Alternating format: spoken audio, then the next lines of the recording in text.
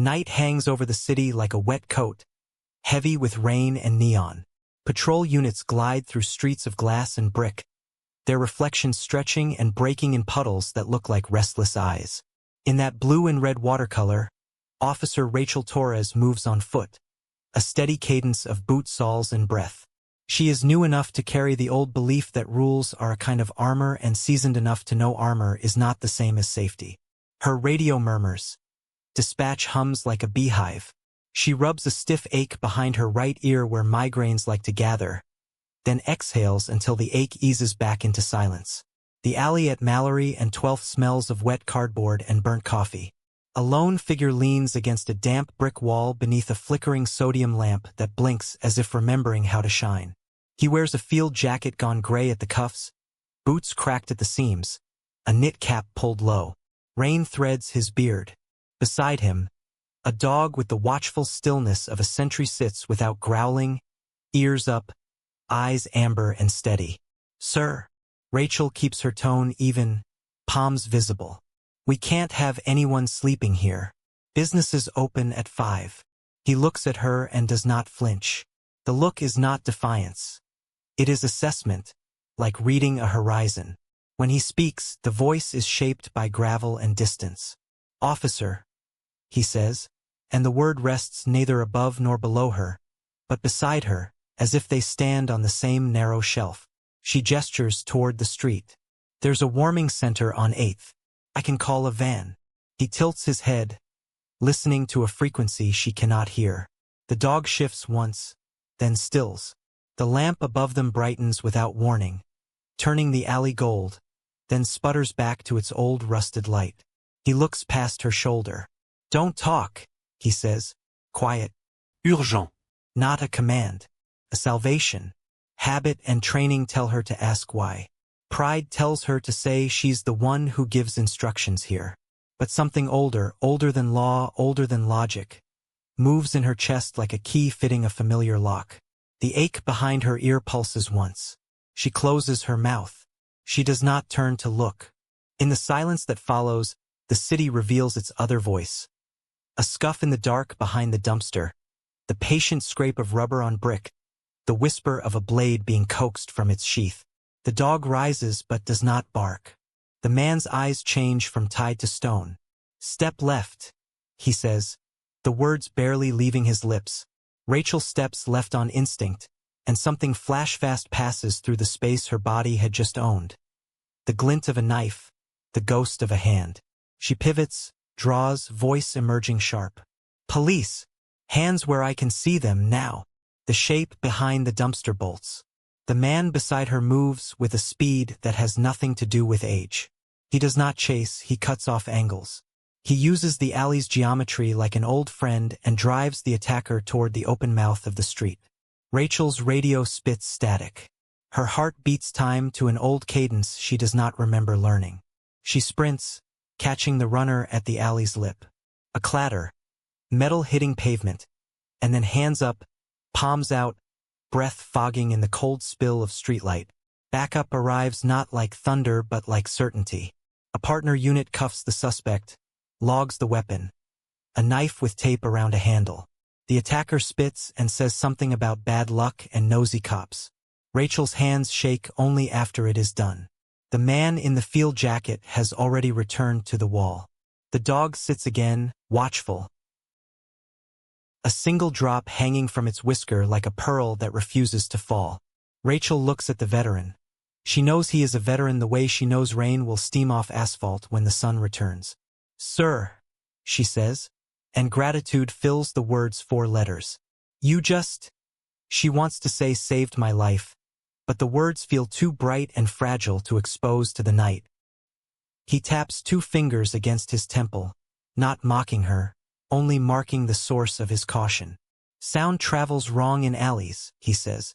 "You learn to read the corners." He glances at the lamp. It flares again, a gold blush across wet brick, then fades as if embarrassed by its own hopefulness. "Name?" she asks softly. He considers the question like a door he has not opened in a long while. "Jonah," he says at last. "People call me quiet. Suits me." He nods toward the dog. Scout. She finds she is smiling without choosing to. Quiet and Scout, she repeats. I'm Rachel. Thank you. He shrugs and looks past her, up into the rain where no eyes belong.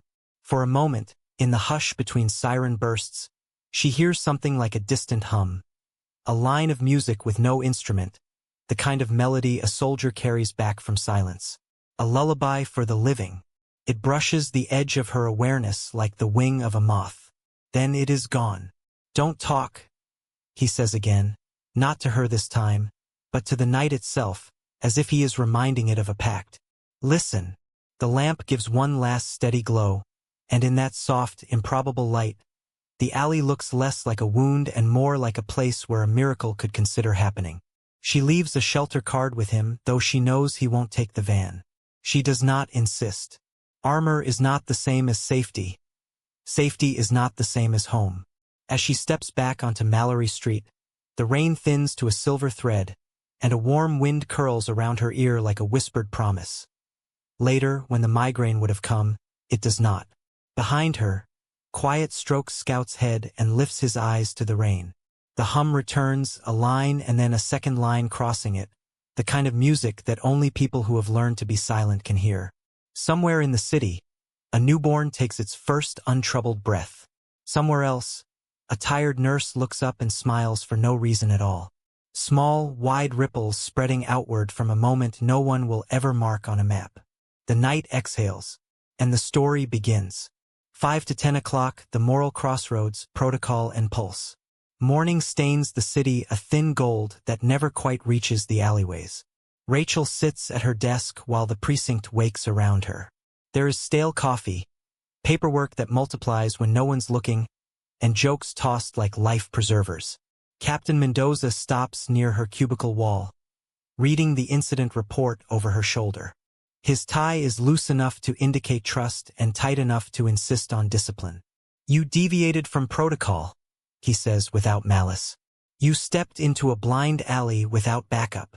I followed a hunch, she answers. She does not say I followed a voice that said, don't talk. She does not say my life is an unbroken line only because a stranger chose not to draw a line through it. Mendoza taps the report. Your hunch put a knife on the ground and a suspect in cuffs, he concedes. And your life where it belongs. He lets the silence sit long enough to grow leaves. Still, we don't make a habit of that, Torres. We listen to the book for a reason. She thinks of Jonah touching 2 fingers to his temple. Sound travels wrong in alleys. We listen to the book, yes, but sometimes the book listens back and finds an extra page it didn't know it had. Rachel signs the last line of the report. She looks out the window toward Mallory and 12th. Ridiculous notion tugging her like tide. To go back, to check on a man and a dog, to return a gratitude you can't pay in coffee. At lunch she uses her hour to walk. She tells herself it is a patrol of her own conscience. The alley is only an alley again, stained with the ordinary.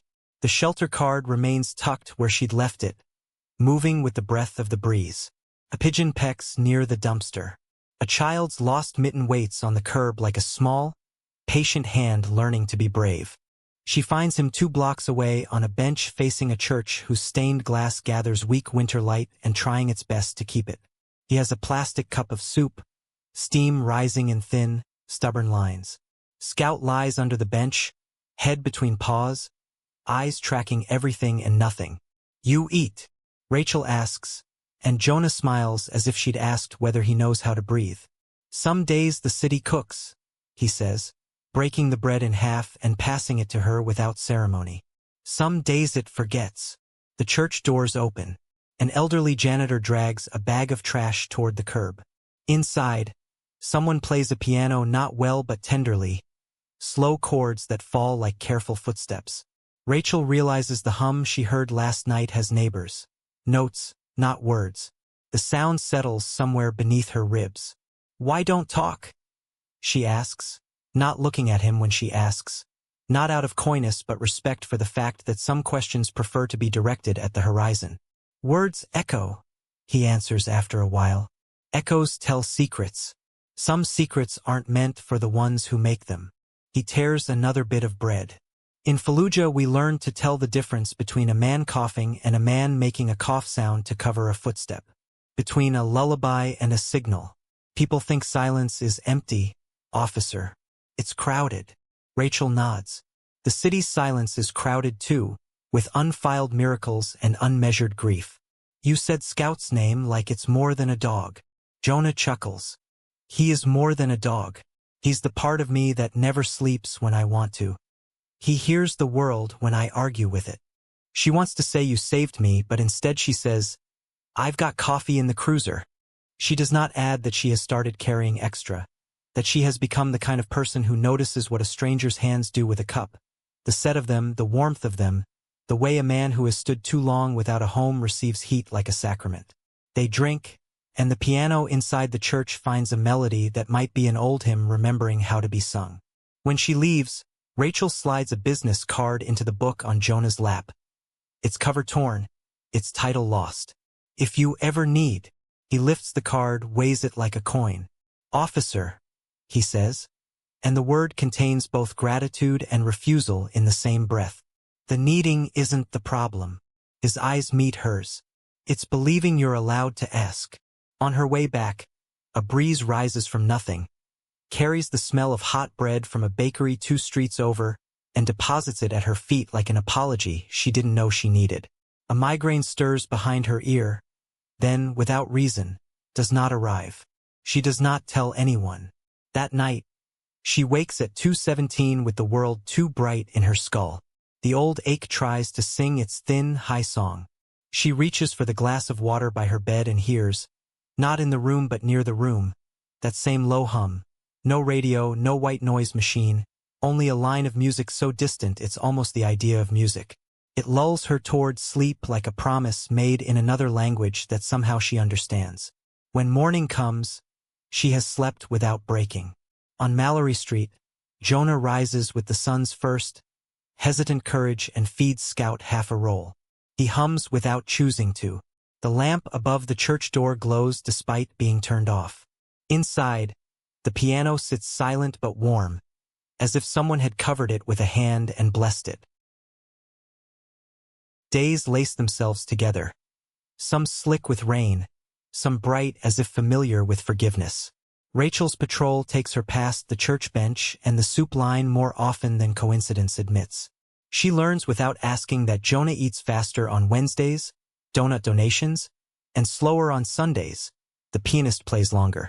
She learns Scout likes to sit facing east, as if guarding the morning in case it decides to arrive late. She learns there is a way a man holds himself when invisible, and another way when someone has said his name out loud and meant it. Quiet teaches her things she didn't know were lessons. He says, listen to the different silences, and she starts to hear them. The bodega fridge hum with its low, anxious heart. The crosswalk's patient clicking, a metronome for strangers. The hush of a bus after the last person steps off. A tired sigh that belongs to machines but sounds human enough to break your own tiredness. He says, keep your shoulders below your ears. And she notices the way her body has tried to climb into the space her thoughts couldn't fill. He says, when you don't know what to do with your hands, put them somewhere kind. Rachel brings him a pair of wool socks and a small sewing kit. He mends his own boot with surgeon care. She offers him a shelter voucher. He says he sleeps better where the sky can see him. She does not argue. She learns that he has a daughter whose name he does not say. He keeps a coin with a hole in it, a washer really on a string around his neck. Charm? She asks. He shrugs. Reminder, he says, of what he does not say. She does not ask. A reminder can be more than one thing and still save a life. One afternoon, they sit in the church of St. Bridget's last pew while Scout naps under their bench like a harbor. The church is empty except for a woman lighting candles one by one, as if she is assembling a spine of light to hold up her day. The pianist is not there. The silence is covered with tapestries of dust and history. The thick, benevolent quiet of a room that has held more grief than noise and still chooses to be beautiful. Rachel's phone vibrates with a text from her mother. Call me when you're off. No emergencies. A smiley face that does not look like her mother's handwriting. She tucks the phone away. Do you believe in? She gestures at the candles, at the saints who stand in corners pretending to be wood and stone while being the memory of breath.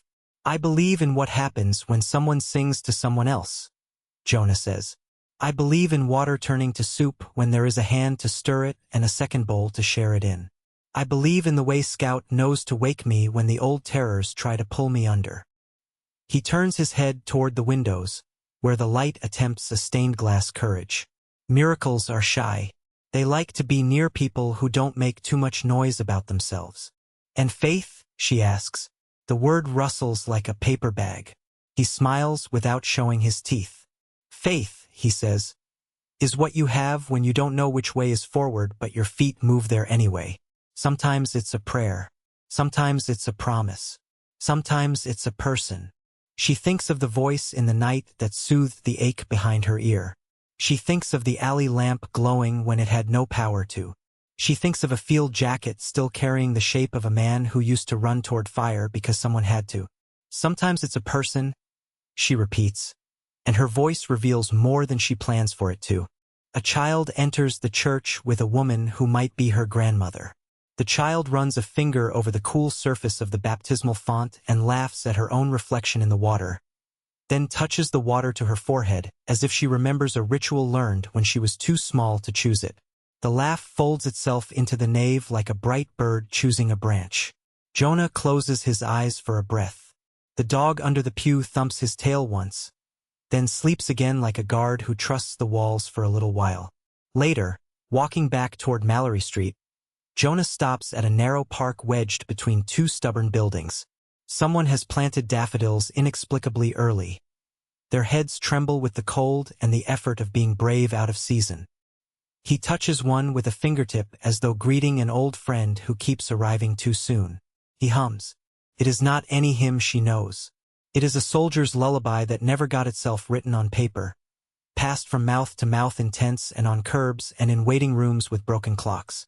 The air lifts a little, the way air does when it decides it will not keep secrets. A breeze turns the daffodils toward him as if flowers had ears and opinions. Rachel's phone buzzes with a call from a number she doesn't recognize. She declines it and does not wonder why she suddenly feels the right to protect an ordinary 5-minute quiet. The migraine behind her ear kneels and lays down, not defeated exactly, but willing to stop arguing for a while. In those days, the city's meanness still exists. Sirens and slammed doors. An eviction notice peeled off a door and placed back again like a bandage that cannot do the work it wants to. But the meanness is no longer the only story.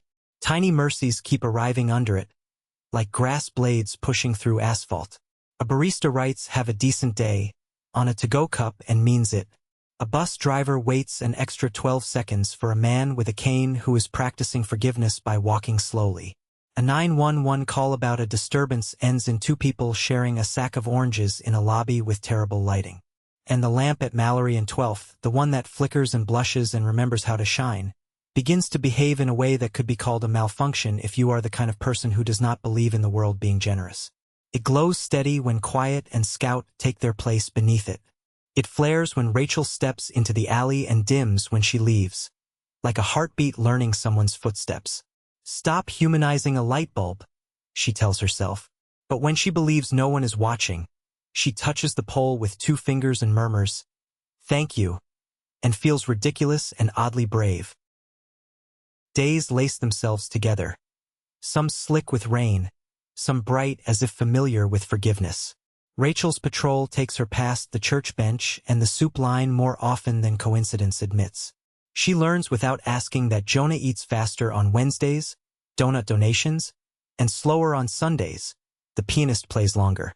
She learns Scout likes to sit facing east, as if guarding the morning in case it decides to arrive late.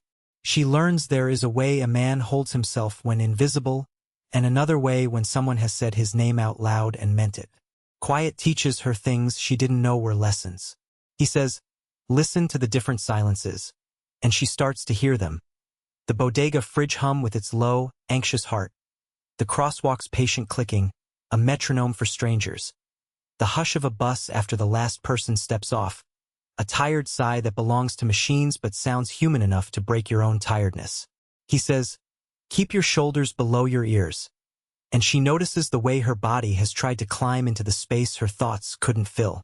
He says, when you don't know what to do with your hands, put them somewhere kind. Rachel brings him a pair of wool socks and a small sewing kit. He mends his own boot with surgeon care. She offers him a shelter voucher. He says he sleeps better where the sky can see him. She does not argue. She learns that he has a daughter whose name he does not say. He keeps a coin with a hole in it, a washer really on a string around his neck. Charm? She asks. He shrugs. Reminder, he says, of what he does not say. She does not ask. A reminder can be more than one thing and still save a life. One afternoon, they sit in the church of St. Bridget's last pew while Scout naps under their bench like a harbor. The church is empty except for a woman lighting candles one by one, as if she is assembling a spine of light to hold up her day. The pianist is not there. The silence is covered with tapestries of dust and history, the thick, benevolent quiet of a room that has held more grief than noise and still chooses to be beautiful. Rachel's phone vibrates with a text from her mother. Call me when you're off. No emergencies. A smiley face that does not look like her mother's handwriting. She tucks the phone away. Do you believe in... She gestures at the candles. At the saints who stand in corners pretending to be wood and stone while being the memory of breath. I believe in what happens when someone sings to someone else, Jonah says. I believe in water turning to soup when there is a hand to stir it and a second bowl to share it in. I believe in the way Scout knows to wake me when the old terrors try to pull me under. He turns his head toward the windows, where the light attempts a stained-glass courage. Miracles are shy. They like to be near people who don't make too much noise about themselves. And faith? She asks. The word rustles like a paper bag. He smiles without showing his teeth. Faith, he says, is what you have when you don't know which way is forward but your feet move there anyway. Sometimes it's a prayer. Sometimes it's a promise. Sometimes it's a person. She thinks of the voice in the night that soothed the ache behind her ear.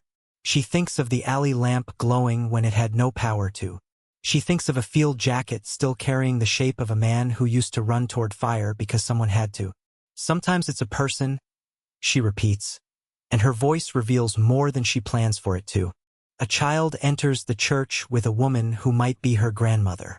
The child runs a finger over the cool surface of the baptismal font and laughs at her own reflection in the water, then touches the water to her forehead, as if she remembers a ritual learned when she was too small to choose it. The laugh folds itself into the nave like a bright bird choosing a branch. Jonah closes his eyes for a breath. The dog under the pew thumps his tail once, then sleeps again like a guard who trusts the walls for a little while. Later, walking back toward Mallory Street, Jonah stops at a narrow park wedged between two stubborn buildings. Someone has planted daffodils inexplicably early. Their heads tremble with the cold and the effort of being brave out of season. He touches one with a fingertip as though greeting an old friend who keeps arriving too soon. He hums. It is not any hymn she knows. It is a soldier's lullaby that never got itself written on paper, passed from mouth to mouth in tents and on curbs and in waiting rooms with broken clocks. The air lifts a little, the way air does when it decides it will not keep secrets. A breeze turns the daffodils toward him as if flowers had ears and opinions. Rachel's phone buzzes with a call from a number she doesn't recognize. She declines it and does not wonder why she suddenly feels the right to protect an ordinary 5-minute quiet. The migraine behind her ear kneels and lays down, not defeated exactly, but willing to stop arguing for a while. In those days, the city's meanness still exists. Sirens and slammed doors. An eviction notice peeled off a door and placed back again like a bandage that cannot do the work it wants to. But the meanness is no longer the only story. Tiny mercies keep arriving under it, like grass blades pushing through asphalt. A barista writes "have a decent day" on a to-go cup and means it. A bus driver waits an extra 12 seconds for a man with a cane who is practicing forgiveness by walking slowly. A 911 call about a disturbance ends in 2 people sharing a sack of oranges in a lobby with terrible lighting. And the lamp at Mallory and 12th, the one that flickers and blushes and remembers how to shine, begins to behave in a way that could be called a malfunction if you are the kind of person who does not believe in the world being generous. It glows steady when Quiet and Scout take their place beneath it. It flares when Rachel steps into the alley and dims when she leaves, like a heartbeat learning someone's footsteps. Stop humanizing a light bulb, she tells herself. But when she believes no one is watching, she touches the pole with 2 fingers and murmurs, "Thank you," and feels ridiculous and oddly brave.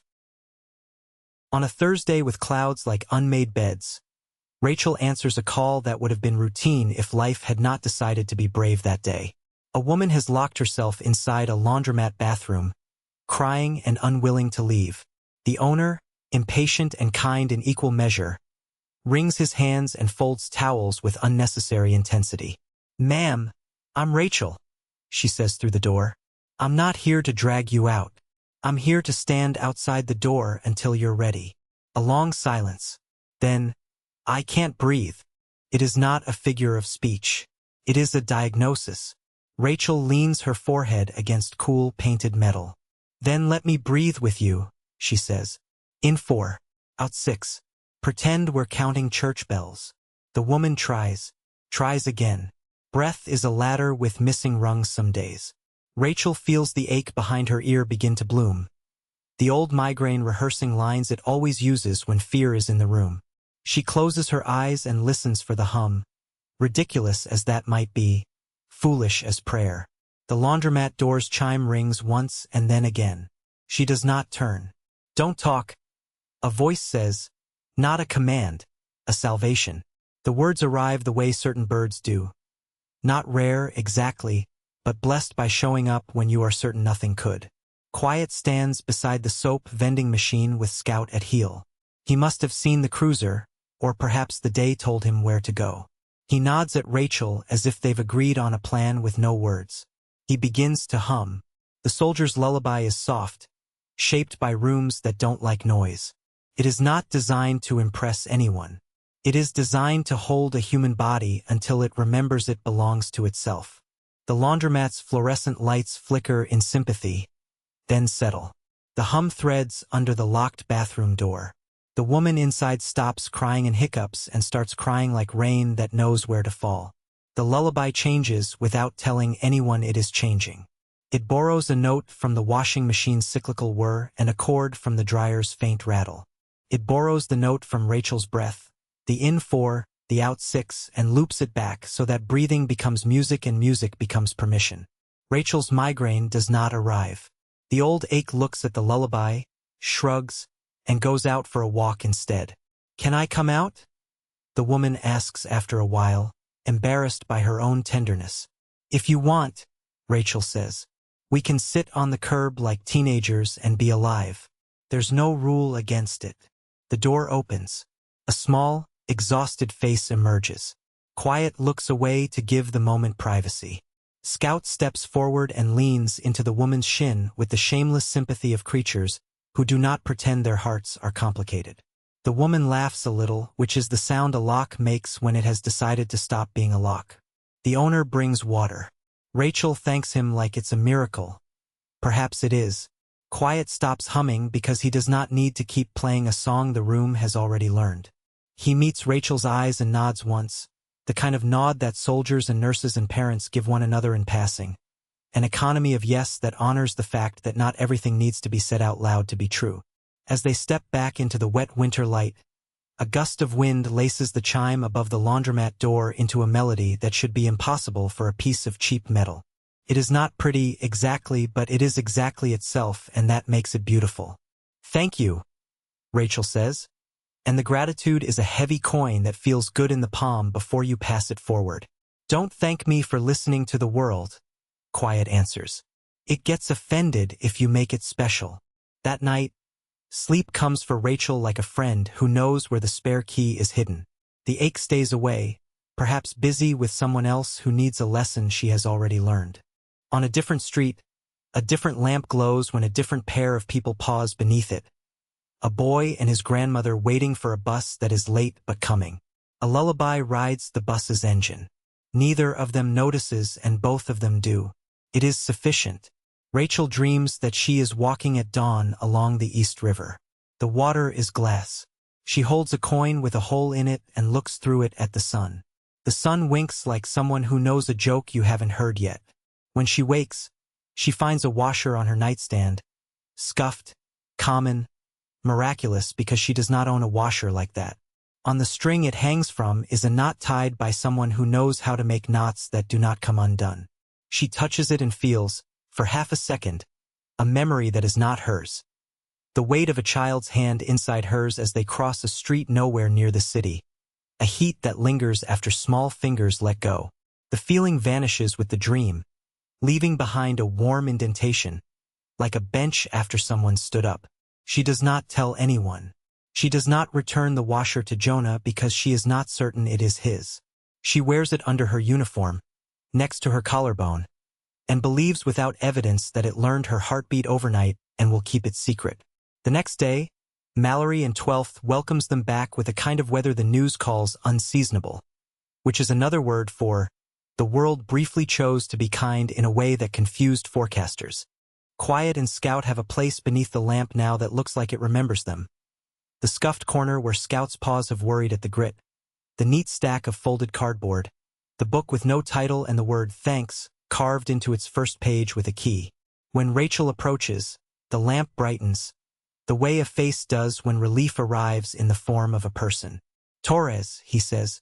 Quiet, she answers, and a passerby might think they were exchanging rank and not names. Such is the trust braided into each syllable. The city is a machine that apologizes with one hand while pushing with the other. One morning, orange vests arrive like a flock, bright and efficient. A scheduled sweep. The sidewalk must be cleared for the marathon, someone explains, and the explanation wears a well-ironed shirt. There is notice taped to the lamp pole. Rachel has learned to greet with 2 fingers and a ridiculous thank you. The notice does not look at her when she looks at it. Quiet packs quickly. He owns the practice of leaving. Scout watches with offended dignity. The book with no title goes into a backpack with tender, practiced care, as if paper can bruise. A worker in an orange vest approaches with a clipboard that is worried about compliance and not about mercy. Sir, you can't stay here, he says, measuring his words against a script. We have storage options for your belongings. Belongings? Quiet murmurs, tasting the plural with weary respect, as one might greet an unexpected guest. Funny word. Policy, the man says, and the word is a coat he wears even indoors. Rachel arrives on foot, breath-catching when she realizes. She introduces herself to the crew boss. She speaks with Captain Mendoza on the phone. She walks the distance between the city's compassion and its caution like a tightrope that does not trust its own knots. She buys time, 40 minutes that feel like a loan she will pay back with interest. He's a veteran, she says to a person who nods and says the city has many of those. He saved my life, she says to someone who says that is not in the policy section but is moving. She turns to Quiet. Come with me for a day, just today. We'll figure it out. There's a VA social worker on 10th who eats his lunch too fast and cares too much. I think you'd hate him and he'd love you. Quiet ties his pack, the washer at his neck glinting like a low moon. He looks at Scout. He looks at the lamp, which glows stubbornly in daylight, refusing to pretend it cannot love.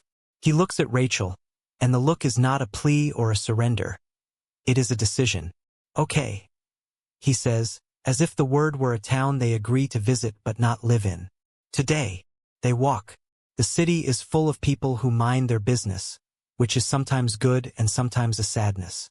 They pass a school where a child practices trumpet in a music room too bright for the song he is choosing. The wrong notes sound like hope learning to pronounce its own name. They pass a florist spraying water over white lilies that refuse to come back to life and red gerberas that have never died once in their entire existence. At the VA office, a social worker named Lester with a tie that once was fashionable brings out forms and a patience that is not performative. Sir, this can be as slow as you need, he says. You're not a case. You're a person who has carried a lot of days. He looks at Scout. Is Scout registered as a service animal? Quiet smiles. He is registered as Scout. Lester laughs and does not correct him. Paper gets signed and not signed. The system does what systems do, which is to try to hold water in a sieve while insisting it is a cup. Still, something happens that is not nothing. A bed for tonight. A shower. A locker. A nurse who says, "If the headaches come like storm warnings, we have a place we can start." She touches the washer cord lightly. "You can keep that on," she says, reading the question he did not ask. "You can keep anything on that feels like you." They walk back out into air that smells like rain has decided to parade. A man steps into their path with a phone held high. "You the cop who lets vagrants loiter?" he asks, not curious. "Gonna cost you your job if someone cares enough to care." Rachel thinks of policy words and apology words and the lack of a word for what happens when a heart weighs itself and chooses a person over a rule. Before she can answer, Quiet places himself between the camera and her, not threatening, simply a wall. "Don't talk," he murmurs, and it is not obedience he seeks from her but freedom. Freedom to choose which voices will be allowed into the room where she keeps her courage. Later that afternoon, a rumor runs through the precinct the way rumors do. Quick, wrong, dangerous. Someone posts a clipped video of the sweep, the moment when Quiet stepped toward a worker to retrieve the book with no title before it slipped into a garbage truck maw. "Aggressive transient threatens city employee," reads the caption. It is viewed by people who do not know how long it takes to make a caption and how little time is required to believe it. Internal Affairs wants an interview not because they suspect her of anything but because suspicion has become a reflex from which no one is exempt. Captain Mendoza asks her carefully to take a day. He is kind. He is cautious. He is a man who has walked the same tightrope 1,000 times and learned not to look down. Rachel goes home with a class of fear in her throat she has never enrolled in. She turns on the kettle and forgets it, then turns it off when the whistle sounds like a creature in pain. The washer at her throat presses against her skin as if to remind her it is there, as if to prove that weight and warmth can be the same thing. She sits on the floor and breathes like she's counting church bells. The ache behind her ear watches and, maybe out of respect, maybe out of boredom, does not advance. When her phone rings at 9:43 p.m., the name on the screen is one she has not seen, Eva Reeves. She answers without preface because sometimes faith is pretending you were already expecting what arrives. "Officer Torres?" The voice on the line has an ache and a steadiness braided like two lines of the same song. "Yes, this is Jonah's daughter." The kettle, forgotten again, whistles like a small grief complaining about being neglected. Rachel stares at the ceiling. The plaster above her kitchen light looks like a map of a country she will never visit and misses anyway. "I didn't know he had a phone," Rachel says, because sometimes the small truths are simpler to handle than the gigantic ones. "He doesn't," Eva says. "A nurse at the VA called me. He put me down as next of kin years ago, and then I moved and numbers change slower than people do. He's had episodes. Blackouts. The doctor says dehydration and something about old injuries, angry at being ignored.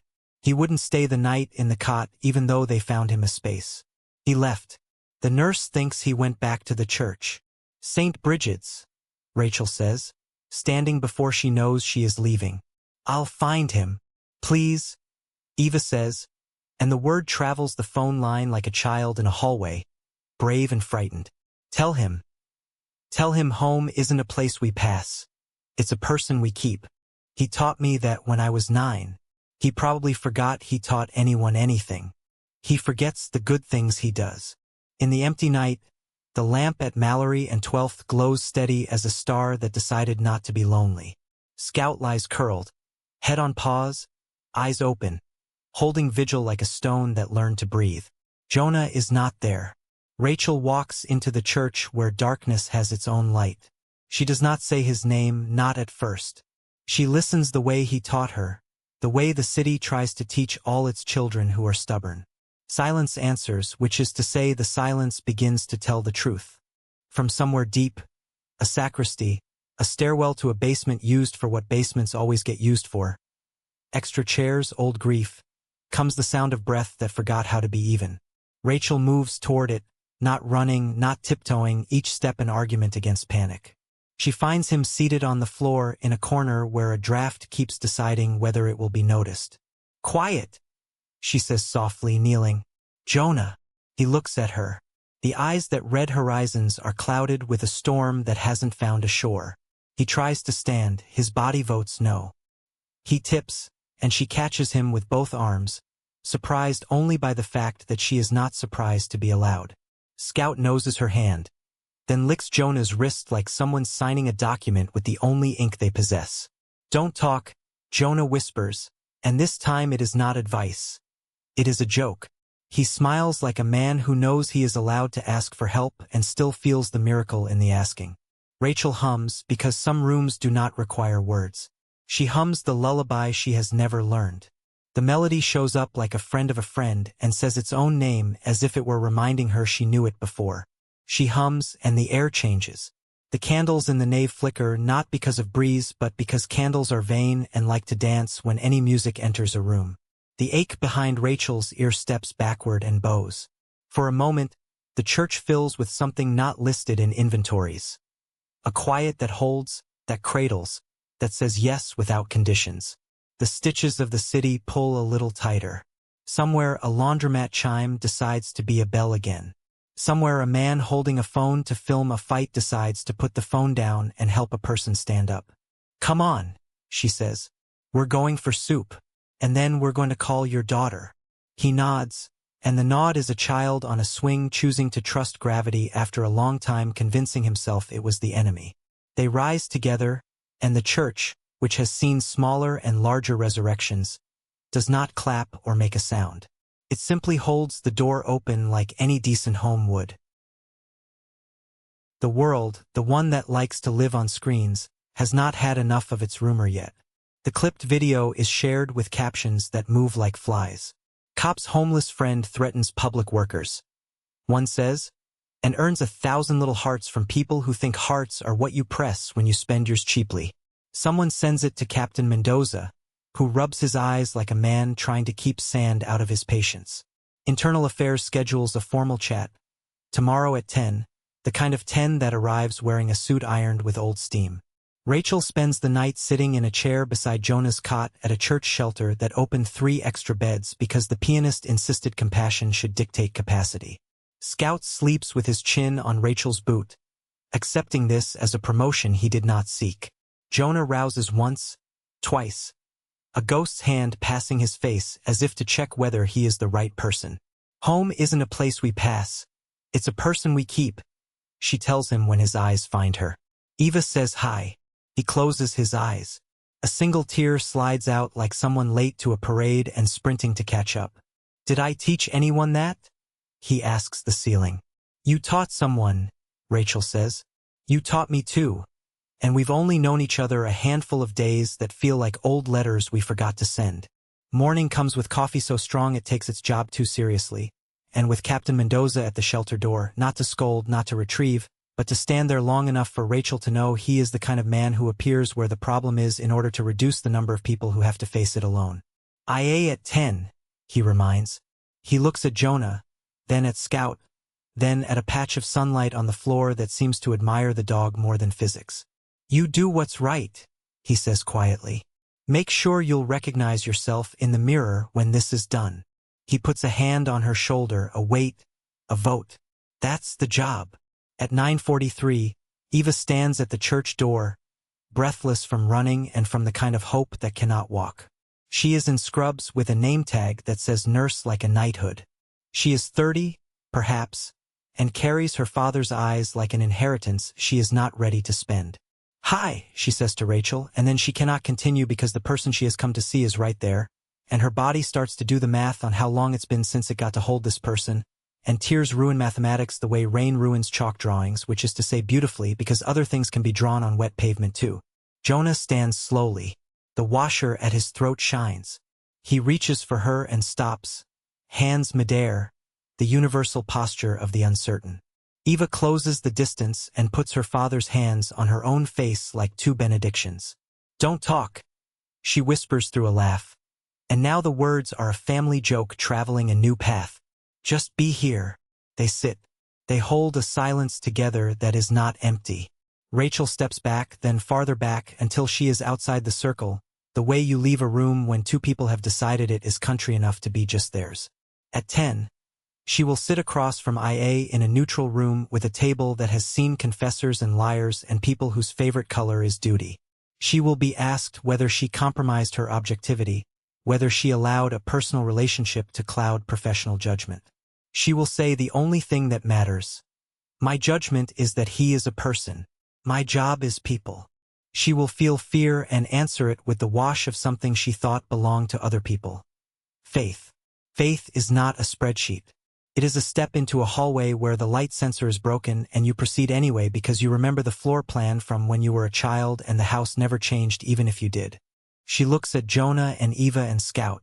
She looks at the space where the lamp on Mallory stands stubborn and aware. She chooses. Captain, she says quietly to Mendoza as he steps up beside her. I'll tell the truth. If they decide the truth isn't policy, then I'll decide who I am. He nods. That's the job, he says again, and she wonders how many times he had to learn that and whether it ever feels like his first time. On her way to IA, she passes Mallory Street. The lamp is bright in the daylight again, which makes no sense. She touches it because she is ridiculous and brave, and because ridiculous bravery is a kind of sacrament in a world that keeps pretending it can be managed. Don't talk. The lamp does not say, because lamps don't speak English.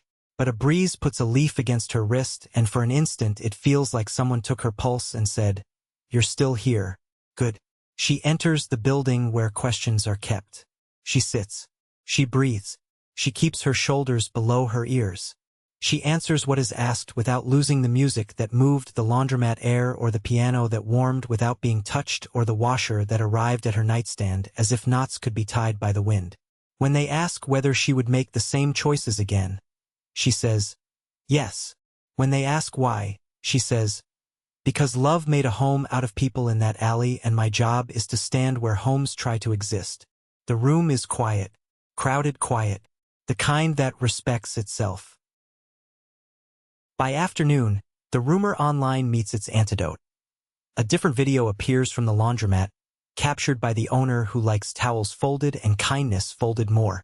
It is unremarkable footage unless you know what miracles look like. A woman sits on a curb breathing like a person who chose to live. A dog leans against her in shameless friendship. A man hums a lullaby with no words. A cop stands by, useless in all the best ways, guarding a perimeter not of danger but of gentleness. The caption is not poetry, but it does not lie. They helped. That is all. Some hearts pressed on screens mean themselves this time.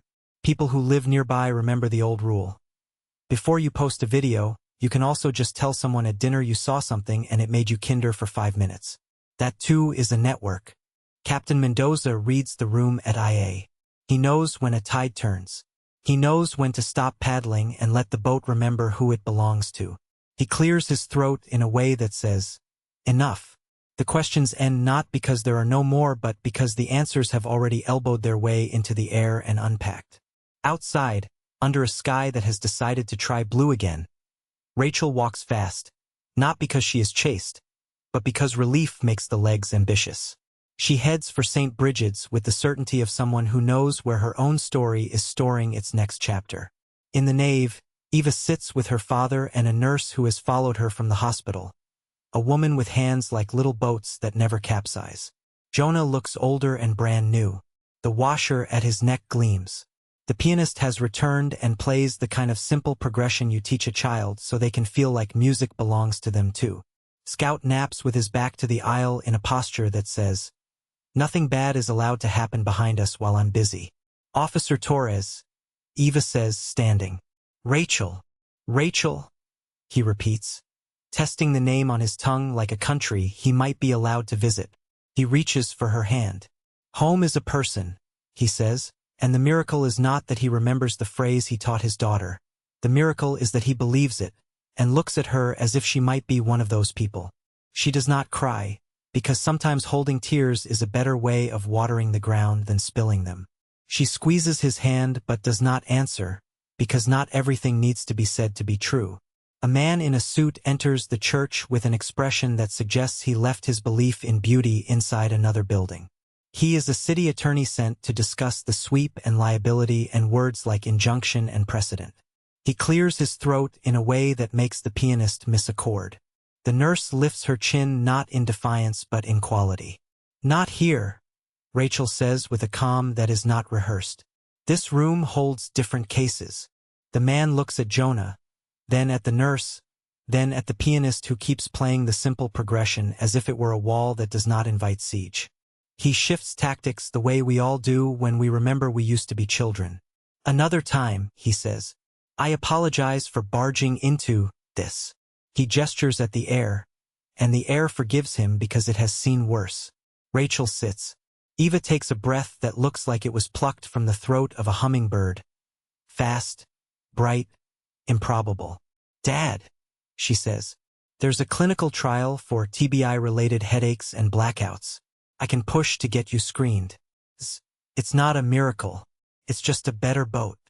"I have a boat," he says softly, looking at the two women in front of him and the dog between them and the lamp outside that will glow for no reason at all when he stands under it again. "But we'll let your boat pull alongside." He touches the washer at his neck and then reaches toward Rachel's collarbone where the second washer rests, its string hidden beneath her shirt. His fingers pause an inch away, asking permission without words. She lifts the string out so the small ring gleams in the nave light. Two tiny moons answering each other across a distance that is not really a distance. "How?" Eva begins, then stops, because some questions are not actually questions but gratitude that forgot how to say thank you without demanding an origin story. "Wind," Rachel says, smiling. "Knots. A dream. It came when it was needed." The nurse tilts her head, recognizing an old religious story wearing new clothes.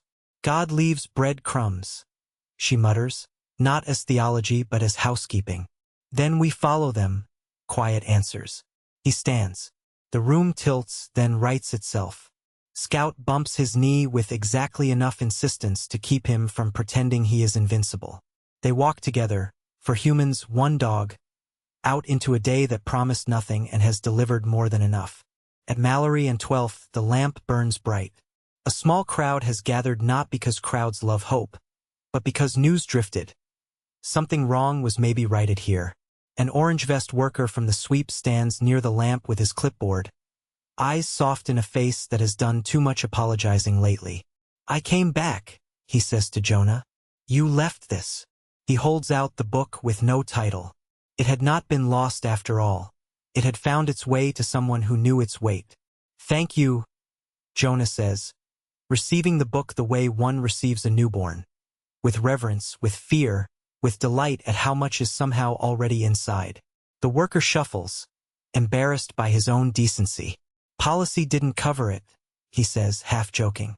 "But I figured humanity has a clause that outranks policy sometimes." "Sometimes," Rachel agrees. The lamp hums, and the hum is not electricity now. It is the soldier's lullaby wearing neon. Passers-by pause. One of them, a teenage boy with a skateboard and a face still deciding its angles, takes off his beanie and holds it, an unconscious salute. An old woman crosses herself.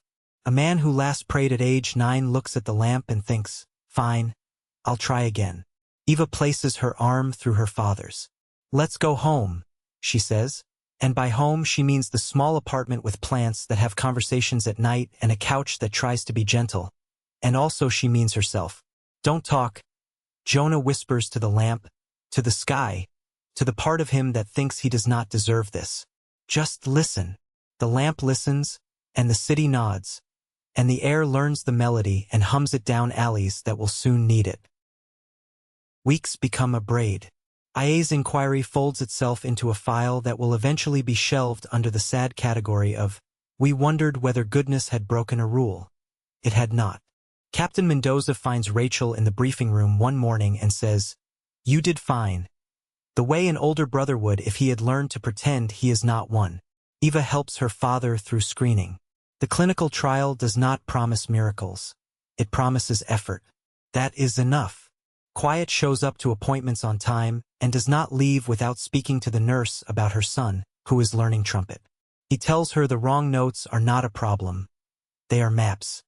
He hums in the waiting room when an old man forgets where he is and remembers in a rush with a noise like a kettle left too long. The hum calls him back gently, the way riverbanks tell water where to go. Rachel visits on days off. She brings Scout a new collar that does nothing to improve his handsomeness because handsome had already been achieved. She brings a plant to Eva's kitchen and names it Sergeant, which is the kind of joke that keeps kitchens capable of holding whatever else arrives. She brings silence and receives silence back, which is a communion no liturgy could have taught better.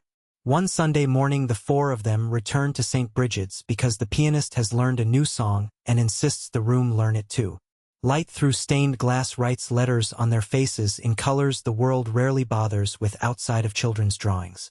The nurse who once followed her patient from the hospital sits 3 pews up with her husband, who squeezes her hand when the melody reaches a place even his stubbornness cannot handle. The orange vest worker stands in the back, hat in hand, because respect has a posture even for people who grew up without museums. Home isn't a place we pass, Rachel says to herself, and the words land in her chest not like a foreign inscription but like a memory returning from a long errand. She looks at Jonah and Eva and Scout, and the lamp outside that surely glows when they stand beneath it even though physics would object. After the service that is not a service so much as an agreement to be on the same page for 30 minutes, they walk to the park. Daffodils are properly in season now and seem smug about it. Children fly kites that look like laundry smiling. Jonah opens the book with no title. On the inside cover, in a blocky handwriting that refuses cursive on principle, a child had long ago printed, "Rules for the world." Beneath it 2 items. Be kind before you know why. Listen for the music. Eva laughs. I wrote that when I was 8, she says. I added, and don't talk when Dad says don't talk later. She presses her cheek to his shoulder, unembarrassed. I forgot we were that smart. We still are, he answers. They plant a small sapling near the bench where Jonah once counted breaths and buses. They do it without ceremony because ceremony is sometimes how we avoid the task, and sometimes it is the task, and today the task is to put a living thing in the ground and ask it to teach them endurance. A boy passing with his skateboard stops and says, "Trees are sick," which means beautiful in a language adults keep trying to understand. They ask him to help. He does, and then he goes and does whatever else boys with skateboards do on days the wind decides to be a co-conspirator. Rachel ties a ribbon around the sapling not because trees need jewelry but because some days we need to say, I see you. The ribbon is the same blue as the precinct's old dress uniforms, the ones that made everyone look like a photograph in a grandparent's hallway. She doesn't know why she chose that color. Quiet does. He hums a bar of the lullaby, and the leaves tremble as if applauding. At dusk, she walks home by way of Mallory and 12th. She stops at the lamp and does the ridiculous brave thing. 2 fingers to metal. Thank you, she says. The lamp glows with a soft insistence. Less bright than first day, more true. The washer at her neck warms as if remembering the hand that once tied the knot. Her migraine ghosts have forgotten her address. She understands, finally, that there will be days when the city forgets its kindness, when IA rooms fill with questions again, when videos lie and policy papers are written by people who forget to sit for an hour on a church pew and listen to a badly played melody until it becomes the right one. There will be fear. There will be days when she is tempted to choose caution over compassion. She will fail and choose again. Faith will sometimes be a sentence she says because she needs to hear it. Love will sometimes be a dog leaning against a stranger's shin. Miracles will stay shy but show up when someone hums. She reaches home and places her keys in a bowl and the bowl in its life. The kettle whistles at exactly the right time. She pours water over tea leaves and counts 1, 2, 3, like church bells. She does not talk. She listens. Months later, a flyer appears on the precinct corkboard and on the church door, and on the laundromat window whose chime has regained its faith. Quiet Step, a listening program for first responders, veterans, and neighbors. It offers nothing extraordinary. Chairs, a room, a piano, some dogs who have credentials and gentleness. It offers something else that catalogs cannot account for. A place where people can arrive without being asked for their origins, where silence is not the absence of speech but the presence of attention. The program begins with 12 people who feel ridiculous and leave feeling like the door opened onto the exact hallway they were trying to find their entire lives. It grows into a weekly ritual, a lullaby hummed by someone who never learned it and somehow sings anyway, a veteran telling a rookie cop where the edges on certain corners are, a nurse teaching a barista how to say, "Have a decent day," in a tone that makes it not a joke, a teenager showing an attorney how to ride a skateboard badly and therefore well, a janitor lighting candles with no one in the room and no need for witnesses. St. Bridget's becomes a place where policy and apology stop arguing and start taking notes. Eva, now wearing a small pin that says Program Director, adds a third rule to the inside cover of the book with no title. When you hear the hum, follow it. Rachel wears her washer under her uniform and once, on a particularly bright day, outside it, and never once is she asked to explain it by anyone who matters. She keeps her shoulders below her ears and learns how to put her hands somewhere kind when she does not know what to do with them. On days the ache behind her ear knocks, she hums, and the ache, bored by her lack of drama, wanders off to bother someone who still believes pain is proof of being alive.